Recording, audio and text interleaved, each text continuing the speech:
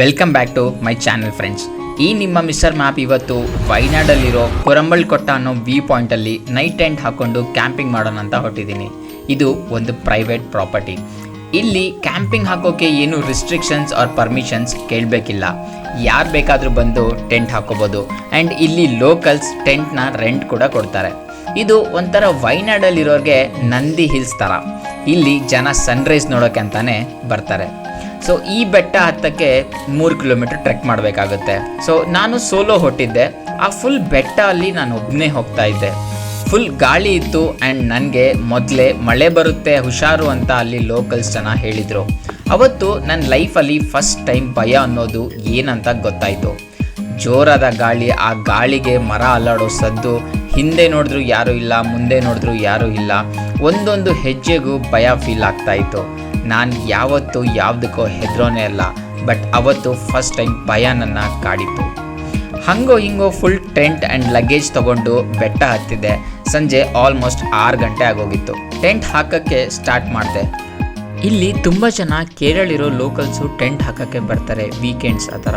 But ಅವತ್ತು ಯಾರೂ ಇರಲಿಲ್ಲ. ಆ್ಯಂಡ್ ಟೆಂಟ್ ಹಾಕಿದ್ಮೇಲೆ ಮೋಡ ಗುಡ್ಗಕ್ಕೆ ಸ್ಟಾರ್ಟ್ ಆಯಿತು. ಆ್ಯಂಡ್ ನನ್ನ ಕತೆ ಮುಗೀತು ಅಂದ್ಕೊಂಡೆ. ಸ್ವಲ್ಪ ಮಿಂಚು ಕೂಡ ಬಂದಿತ್ತು. ಲಕಿಲಿ ಮಳೆ ಬಂದಿಲ್ಲ, ಸ್ವಲ್ಪ ಗಾಳಿ ಮಾತ್ರ ಇತ್ತು ಅಷ್ಟೇ. ಸೊ ನನ್ನ ಜೊತೆ ಒಂದು ಯಾವುದೋ ನಾಯಿ ಕೂಡ ಬಂದಿತ್ತು.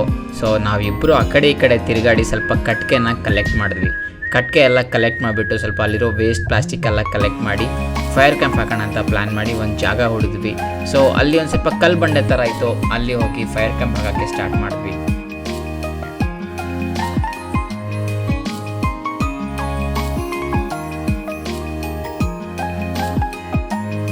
ವ್ಯೂ ಪಾಯಿಂಟಲ್ಲಿ ನಾನು ಒಬ್ಬನೇ ಅಂದ್ಕೊಂಡೆ.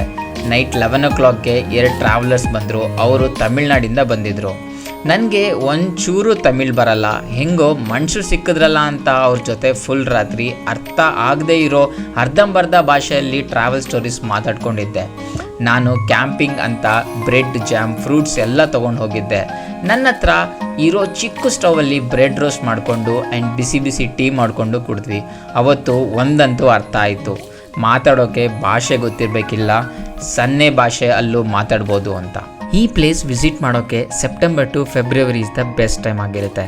ಈ ಪ್ಲೇಸ್ ಬ್ಯಾಂಗ್ಳೂರಿಂದ 300 ಕಿಲೋಮೀಟರ್ಸ್ ಆಗುತ್ತೆ. ಬ್ಯಾಂಗ್ಳೂರು, ಮೈಸೂರು, ಪಿರಿಯಾಪಟ್ಟಣದಿಂದ ಕೇರಳ ಬಾರ್ಡರ್ ಎಂಟ್ರಿ ಆಗಿ ಈ ಪ್ಲೇಸ್ಗೆ ಹೋಗ್ಬೋದು.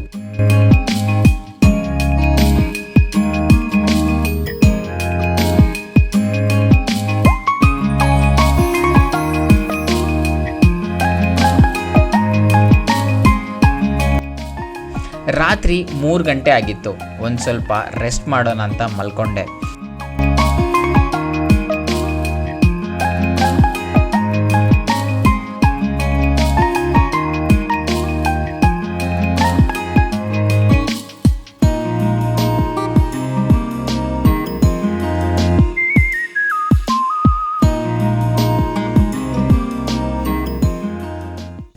ಒಳ್ಳೆ ಚಳಿ ಇತ್ತು. ಆ ಗಾಳಿಗೆ ಟೆಂಟ್ ಎಲ್ಲ ಶೇಕ್ ಆಗ್ತಾ ಇತ್ತು. ಬೆಳಿಗ್ಗೆ ಎದ್ದಾಗ ಸನ್ರೈಸ್ ಅಂತೂ ಕಾಣಿಸಿಲ್ಲ, ಬಟ್ ಒಳ್ಳೆ ವ್ಯೂ ಕಾಣಿಸ್ತಾ ಇತ್ತು.